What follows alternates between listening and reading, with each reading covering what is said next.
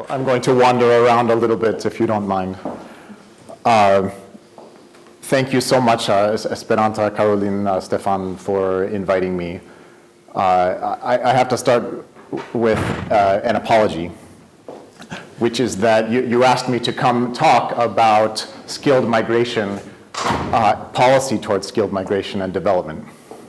And I actually changed my mind. I'm not going to talk about that at all.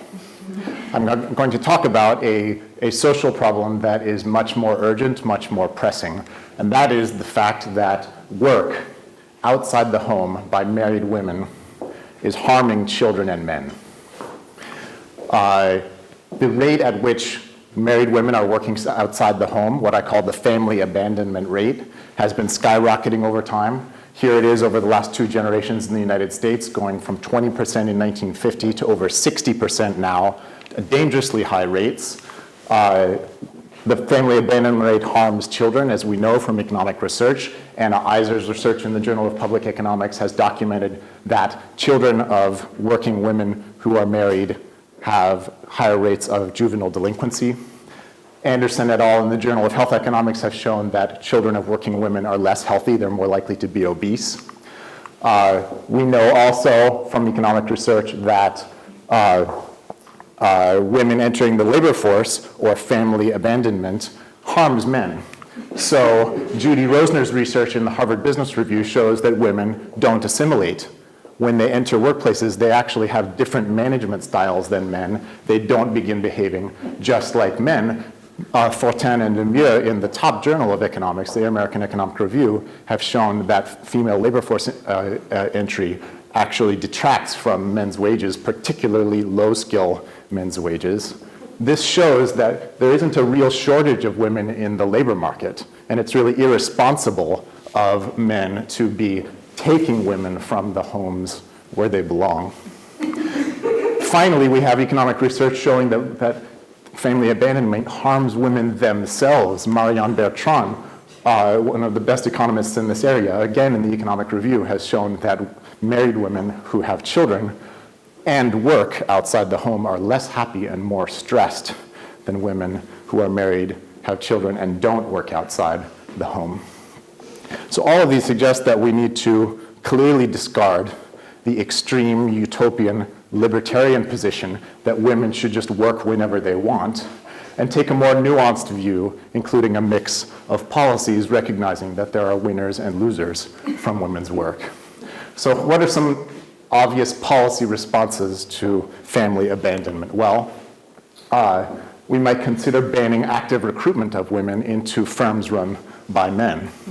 We might consider limiting work permits for women to legally work outside the home. We might consider taxes or criminal penalties on women and the firms that hire them, subsidies for male training to encourage self-sufficiency in male firms so they don't poach women from the families who need them, and educating women about the perils of the working world that they're entering into that might cause them so much stress and unhappiness.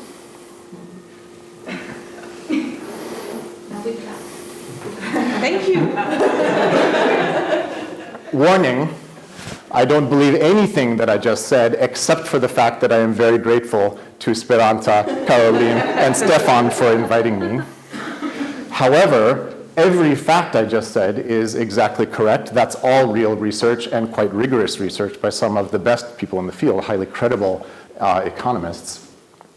But by now you can tell that in fact I am talking about skilled migration. So I made up this silly pejorative name for female labor force participation, the family abandonment rate. In serious economic journals like the World Bank Economic Review, skilled migration is defined as brain drain. Defined, not referred to as an effect of skilled migration, but skilled migration is brain drain. The New England Journal of Medicine, one of the top medical journals in the world, calls the movement of doctors per se fatal flows. That is synonymous with death. So it's not really that ridiculous of a comparison at all to say something that we perceive as idiotic, like calling female labor force participation family abandonment. Here's Paul Collier, one of the most influential development economists in the world, top development economist at Oxford University. I just came from presenting at his center on Tuesday. 2 years ago, he wrote a book called Exodus, in which he makes a grand case for ceilings on migration from poor countries. That is, coercive quotas on the ability of skilled people in particular to enter rich countries from poor countries, justifying them on exactly the same grounds that I just said, that it harms the places they come from, harms the places they go, and even harms themselves. Here's Collier writing that the psychological costs borne by migrants may well be enormous, wiping out the income gains. That is, it could be beneficial to themselves to prevent them from doing this self-harm. Here's a paper that was mentioned earlier by Alex in The Lancet, one of the leading, if not the leading medical journal of the world, calling for those who participate in the recruitment of health professionals from sub-Saharan Africa to be tried for crimes against humanity in The Hague alongside the perpetrators of Srebrenica. So really, these aren't that far-fetched. In fact, if I just change, this is exactly the same slide you saw before, if I just change a couple of words on this slide, change family abandonment to brain drain, you see mainstream policies here. Banning active recruitment is the official policy of the National Health Service of Great Britain right now. Limiting work permits is frequently discussed on brain drain grounds. Taxes or criminal penalties being called for in The Lancet. Subsidies for native training and self-sufficiency are the official policy of the World Health Organization, and educating migrants about the perils of work, preventing them from harming themselves, is a frequent activity of the International Labour Organization and the International Organization for Migration. So something very strange happened here. The first few minutes of this lecture resulted in a list of policy recommendations that everybody here thought were abhorrent, repugnant, and offensive, and yet something remarkably parallel is the law of the land in so many countries, certainly mine. What's going on? Well, it's not that the facts are that different. And that's what I want to argue today, is that this is mostly about methodological nationalism. It's about a particular assumption that underlies the lens through which we look at exactly the same research. Here are a few reasons why I think that. So Claudia Goldin, a great economic historian at Harvard University, the first woman tenured by the Harvard Department of Economics. Just before I arrived there, she wrote a fantastic economic history of American women, in which she documented the policy prescriptions that arise when you bring to the same set of facts that I outlined at the beginning of this lecture a different assumption. That is methodological sexism. What if we didn't believe that women have the right to work, and we looked at those same facts? We might arrive on coercive limits on women's ability to work. And what she documents in this book is that that was in fact the law of the United States up until the 1920s and 1930s. I learned a lot from this book. I had never heard of something called marriage bars, which were reigning at the majority of American white-collar firms and local school districts in the 1920s and 30s, as Claudia Goldin documents.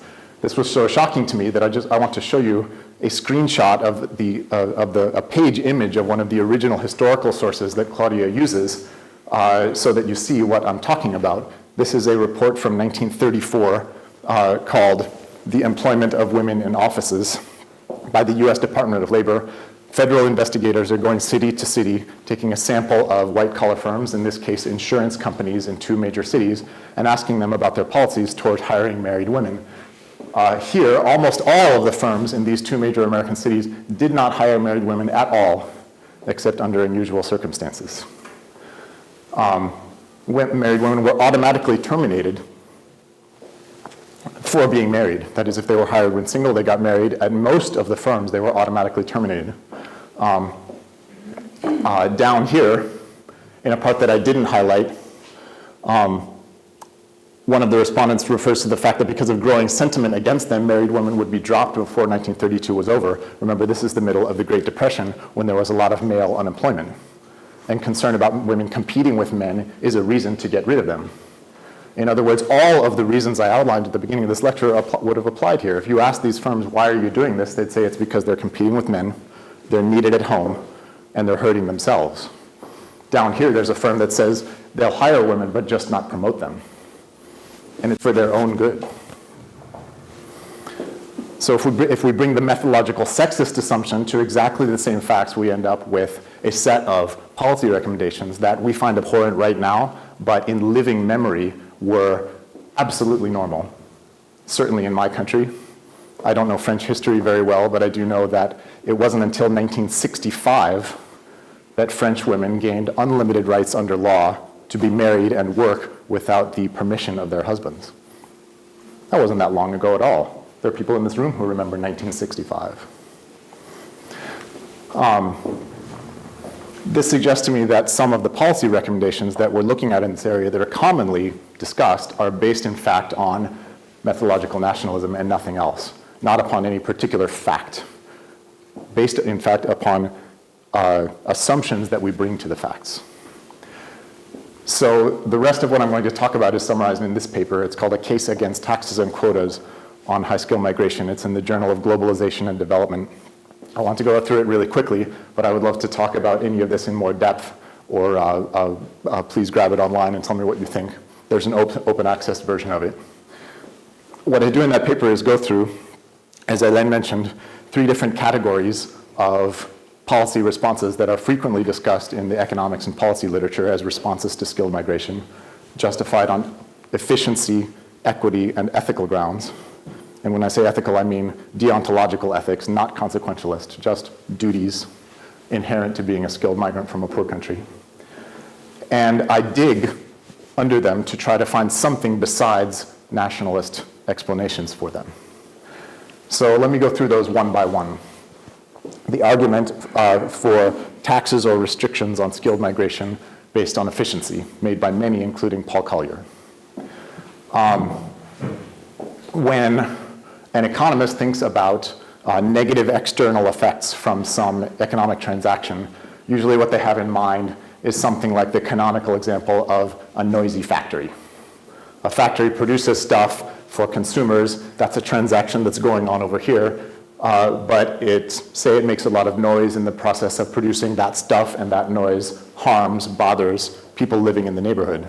They're not part of the transaction. They're not benefiting from the goods in question. So this is called a negative externality by economists. It is an effect that is external to the transaction in question.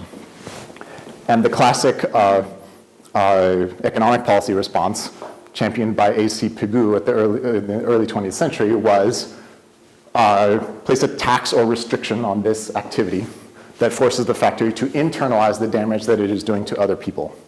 So for example, if the noise is so harmful that it outweighs the production of the factory, a tax would regulate the factory out of existence because the factory is doing more harm than good in society. It achieves the socially efficient level of production, which in that example I just said would be 0.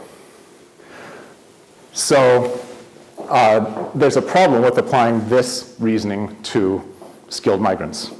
What is the negative externality, the harm done when a skilled migrant leaves a poor country? So measuring it is incredibly difficult. One of the things I talk about in the paper is very intuitive. It's something we've all thought about before. If you had to set the right quota, what is the right number of skilled people who should be able to leave Haiti? What is the amount that they should pay if they do for the damage that they did by leaving Haiti? What troubles me is that a lot of the indirect effects that are the subject of a recent and vibrant economic literature are often just not part of the conversation.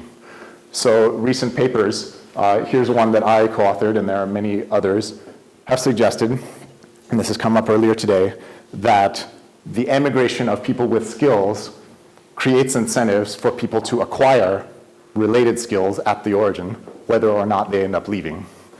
This particular paper is the story of a natural experiment that happened in Fiji in this regard.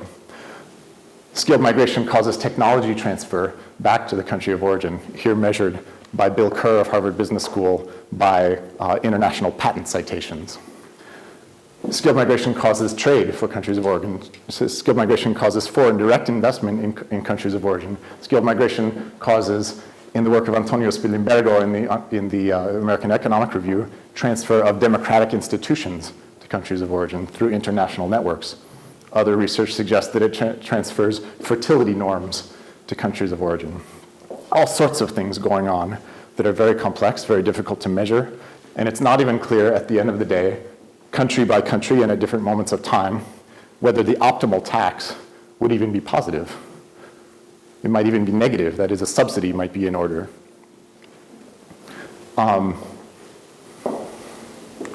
Something else that I think a lot of people have thought about, but, and it has also come up earlier today, is that deterring migration might be entirely insufficient to reduce the externality.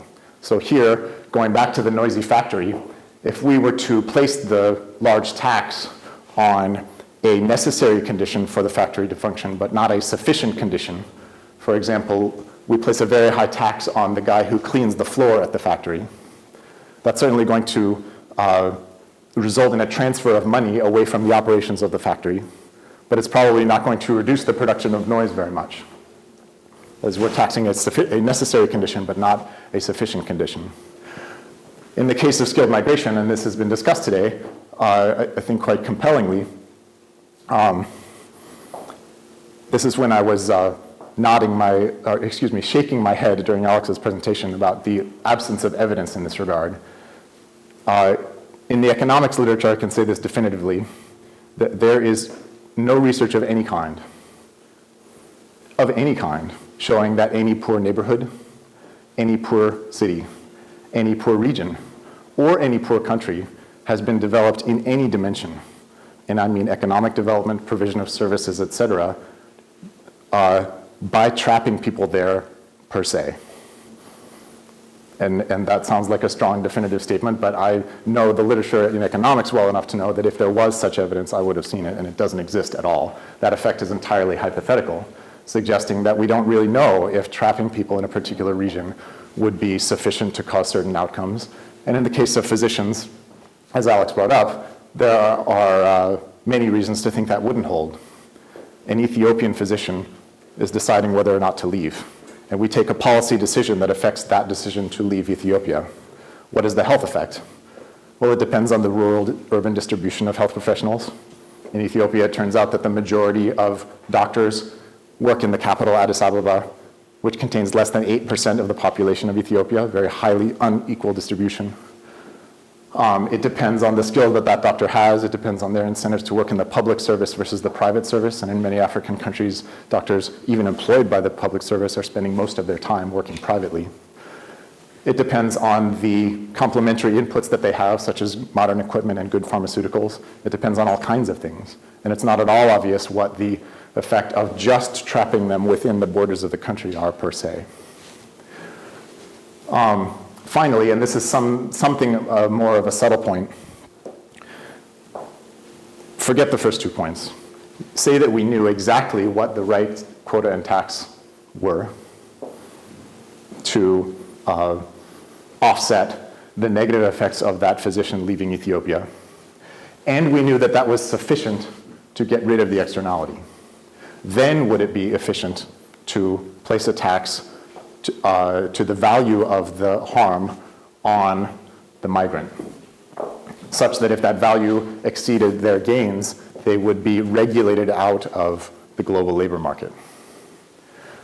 So the simple, intuitive economic explanation would be, well, if the harm from this noisy factory is greater than the value of the factory, as I mentioned, the solution would be to tax it so heavily that you regulate it out of existence. Same for the physician. If the harm that they do by leaving is greater than their benefits, then a socially efficient tax would tax away their gains from leaving so that they don't leave. Problem with that reasoning comes from something called the Coase theorem, which was partly responsible for Ronald Coase's Nobel Prize. After he did the research in 1960, he pointed out that this reasoning with the noisy factory actually doesn't hold if something in particular is true, if the person who is suffering from the effects of the noise, the negative external effect, has a cheap way of mitigating that externality. So imagine that this person, for not much money, could soundproof their home. Then the factory could continue operations, take a small part of the money that it's making by continuing to produce whatever it produces, pay for this person to mitigate the externality with the low cost they face of doing so, and then some. And the intuitive tax of just taxing away the full cost of the full value of the damage from the firm is socially inefficient in the sense that both of these parties would prefer the other solution. They would both be better off if production continued, but the factory used some of those profits to compensate them for their relatively lower cost of mitigation. And this guy having a lower mitigation cost is the crux of the argument. But I do want to point out that that is generally the case in skilled migration. So if there is an external effect from a nurse leaving Malawi, there are two ways to mitigate that. You can stop the nurse from leaving Malawi, which causes a harm to that nurse measured just in salary terms of hundreds of thousands of dollars in lifetime income, or you could train another nurse, which costs roughly 20,000 US dollars in Malawi. That is, the cost of mitigating the externality is vastly higher for the migrant, typically, than for the state of origin. And both parties would be better off if they could get together and negotiate a solution in which part of the cost of training the replacement for that departing worker was borne by the migrant. That is, if there were an institution by which that person could pay for part or all of their education. And the question of how to negotiate these payments for the cost of education has come up, and I want to come back to that later. But digging under all of these explanations, it's difficult to find a really strong, compelling economic efficiency argument for these policies, which leaves us with equity. So when a lot of people read Coase and discuss the socially efficient tax in the situation of the noisy factory, one common reaction is, well, what if the factory owners are quite rich and powerful people, and the people suffering from the noise are poor and not influential, and not able to coordinate to negotiate this for themselves? In that case, we could imagine a justification for the large tax on the factory, even if it were socially inefficient. It could be desirable on equity grounds alone. A problem that I have with such arguments is that pure equity restrictions apply to everybody, if you don't have nationalist assumptions. What I mean is they apply to me. So Paul Collier explicitly says that the nurse leaving Malawi has a special responsibility to Malawians because she's likely to be richer than typical Malawians. But I'm much richer than her, as well as being far richer than typical Malawians. So if there were to be an equity argument for a requirement to provide service in Malawi, or a requirement to provide money in foreign aid to Malawi, it would apply much more to me than to the nurse. And as the gentleman in back pointed out, if she were to make it to the United States, she would be responsible for the same international redistributive taxation that I'm responsible for. And I don't understand why she's responsible for more. Some economists have appealed to changing reference frames to justify this kind of inequitable taxation. That is, that I grew up in the United States, so I have a different reference frame. The nurse leaving Malawi feels more a part of Malawian culture and might feel richer relative to the place that she's coming from than I feel in the United States. But taxing her more for that reason, once she gets to America, is abhorrent to me. It would make as much sense as taxing successful French people from poor backgrounds more than successful French people from rich backgrounds, because successful French people from poor backgrounds should feel richer than successful French people who grew up around rich people anyway. that doesn't make much sense to me. That sounds kind of crazy.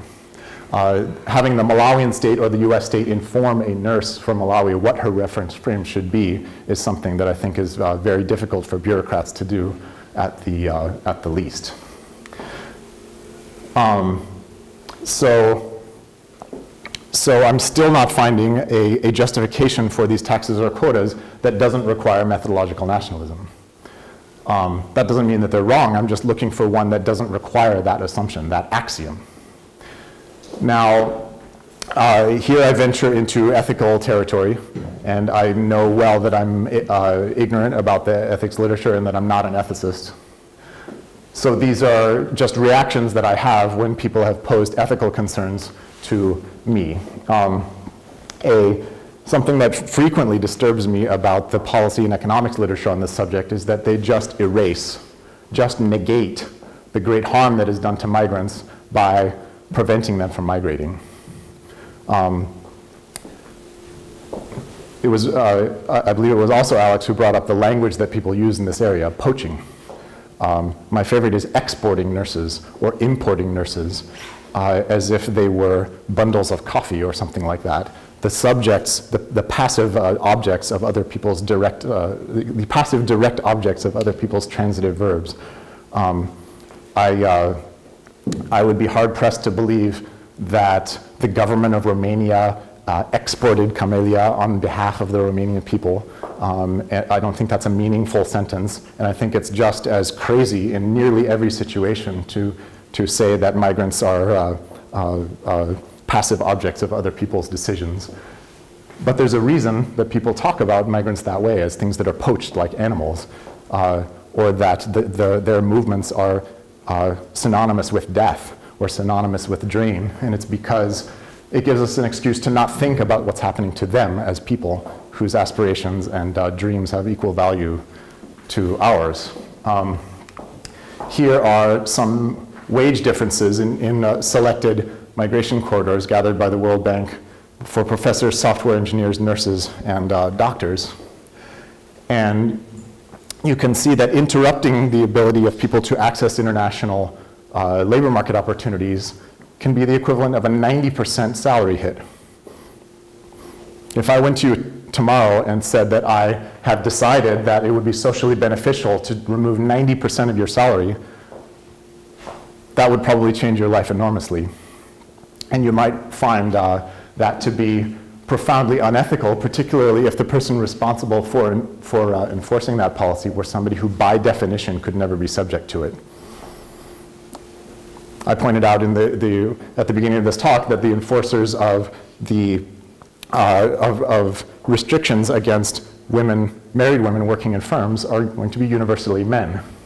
And they could say, oh, I'm willing to live with the consequences of that. But in fact, ethical problems arise because, by definition, they never will have to live with the consequences of that. And I certainly will not, because I can go work wherever I want in the world.